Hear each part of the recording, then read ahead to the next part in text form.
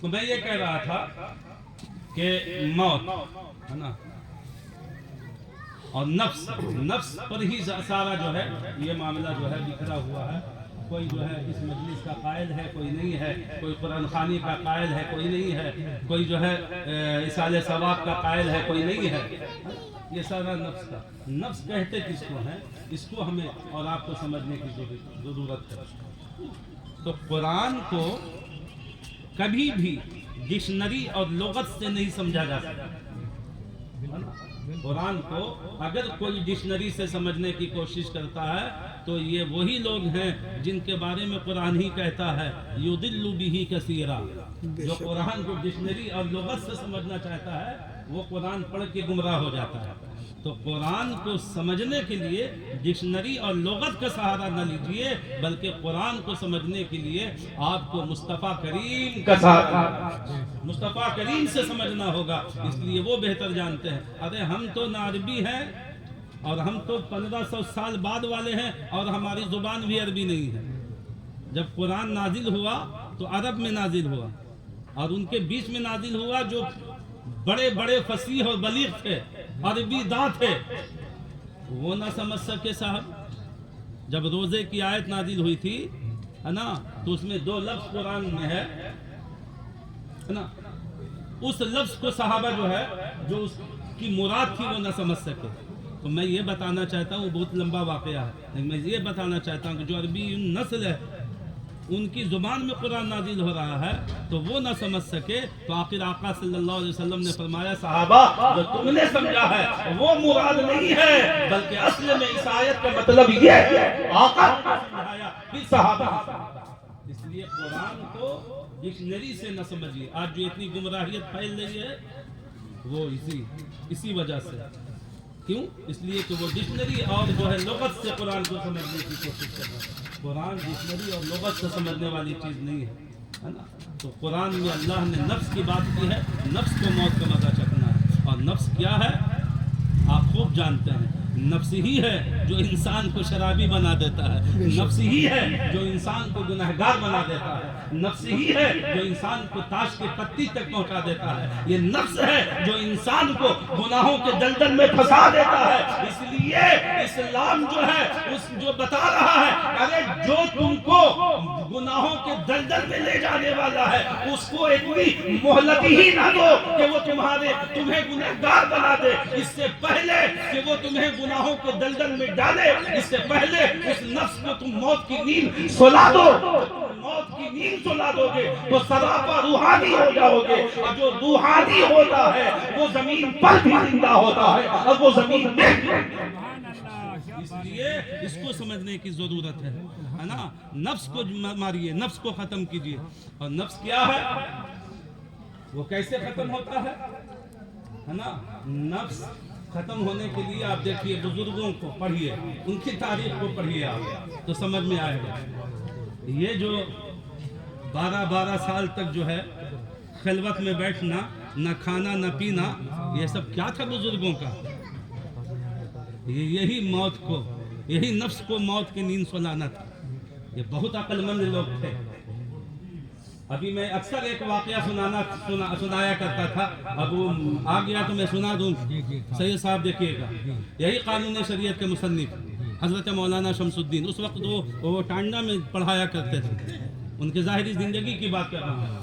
اور اسی ٹانڈا کی سڑکوں پر جو ہے ایک مجذوب قسم کا شخص جو ہے ایک بولی لگا کے گزرتا تھا, اور وہ کیا کہتا تھا, نہ تو میرا خدا نہ میں تیرا بندہ, میں تیرا کہا کیوں مانوں. کیا بات ہے میں تیرا کہا کیوں مانوں. جب لوگوں نے سنا نہ کسی کا بندہ ہے نہ اس کا کوئی خدا ہے, اگر کوئی ایسا کہہ دے کہ نہ کوئی خدا نہ میں بندہ, تو اس کا کیا حکم ہوگا. آج کے مفتی صاحب سے پوچھئے, فوراً ختم معاملہ.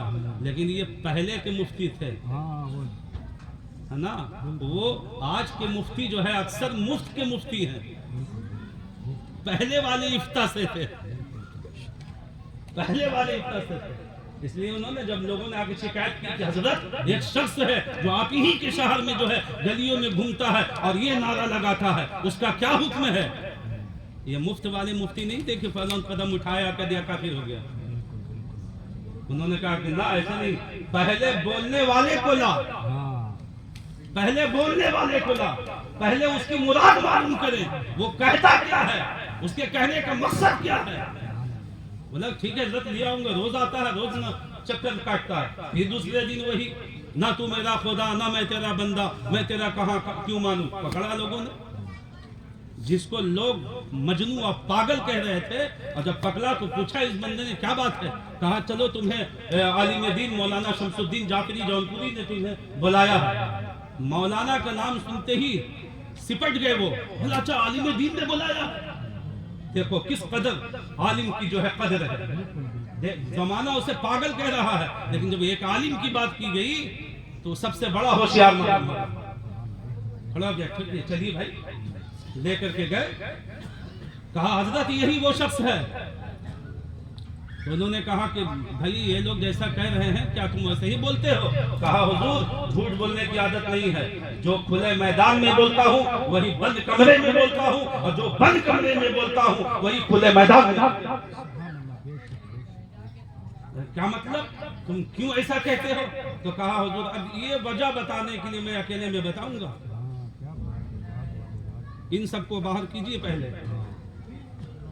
تب حضرت نے اشارہ کیا، مولانا شمس الدین نے تم لوگ جاؤ، اور اس کے بعد پھر جو ہے بلایا، کیا بات ہے؟ کہا حضور بس بات اتنی سی ہے کہ آج سے 3 روز پہلے میرے نفس نے ایک گناہ کروا دیا۔ اب غور سے سننا، 3 روز پہلے میرے نفس نے مجھ سے ایک گناہ کروا دیا۔ اب یہ مت پوچھیے گا حضور، اس لیے کہ اللہ بھی ستار ہے، اللہ بھی اپنے بندوں کے عیبوں کو چھپاتا ہے، اس لیے اب یہ پوچھ کر کے میرے گناہ کو ظاہر مت کروائیے کہ میں نے کون سا گناہ کیا۔ بس مجھ سے گناہ سرزد ہو گیا، اور اس نفس نے مجھ سے گناہ سرزد کروا دیا۔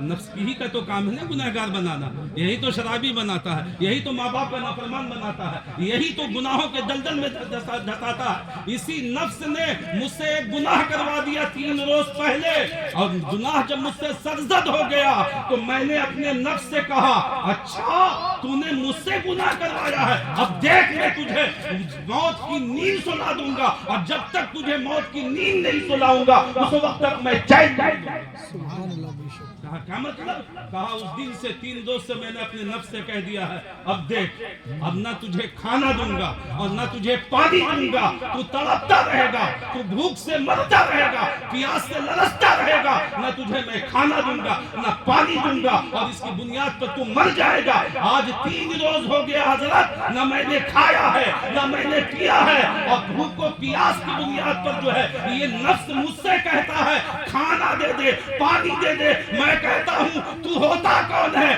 نہ تو میرا خدا ہے نہ میں تیرا بندہ ہوں، نہ میں تیرا کہا کیوں مانوں۔ تو یہ میں اپنے نفس سے کہا کروں۔ کیا بات ہے، کیا بات ہے، کیا گہرائی ہے، سبحان اللہ۔ حضرات نفس ایسے مرا کرتا ہے، نفس ایسے مرا کرتا ہے۔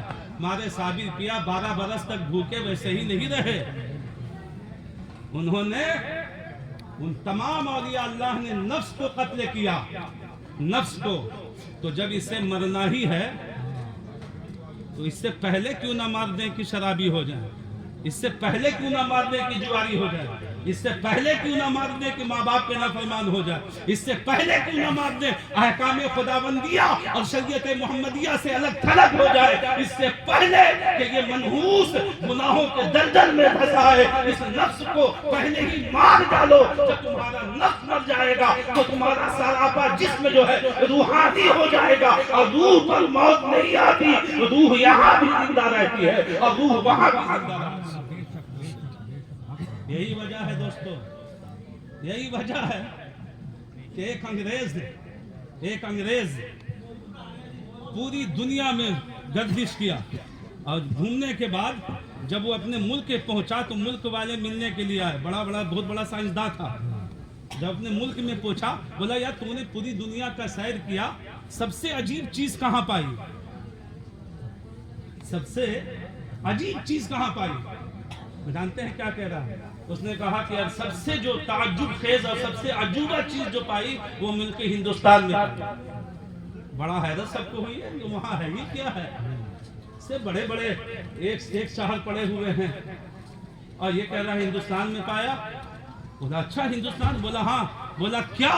بولا ہر ملک میں گئے، ہر ملک میں کرسی پر بیٹھنے والا راج کر رہا ہے، حکومت کر رہا ہے۔ ملک ہندوستان ایک واحد ملک دیکھا، وہاں کرسی پر بیٹھنے والا نہیں بلکہ ایک قبر ہے جو حکومت کر رہی ہے۔ جب پوچھا پوچھنے والوں نے وہ کس کی قبر ہے تو کہا وہ معین الدین چشتی حسن زنجری غریب نواز کی قبر ہے جو آج بھی حکومت کرتی ہوئی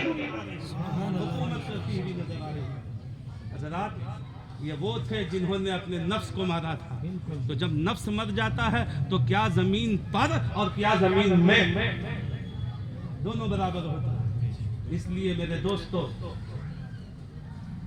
نفس کو قتل کیجیے، نفس کو ماریے اور سراپا روحانی بنیے۔ جب آپ سراپا روحانی ہو جائیں گے تو آپ زمین پر بھی ویسے ہی ہیں اور زمین میں بھی ویسے ہی ہیں۔ غریب نواز زمین پر تھے جب بھی میلہ لگا رہتا تھا، آج زمین میں ہے اس سے زیادہ میلہ لگا، اس سے زیادہ میلہ لگا ہوا ہے۔ پروردگار عالم بولنا تو بہت کچھ تھا، وقت ہو گیا میرا، مجھ کو جانا ہے۔ اللہ اس مختصر سے بیان کو اپنی بارگاہ میں قبول فرما لے اور ہم سب کے خط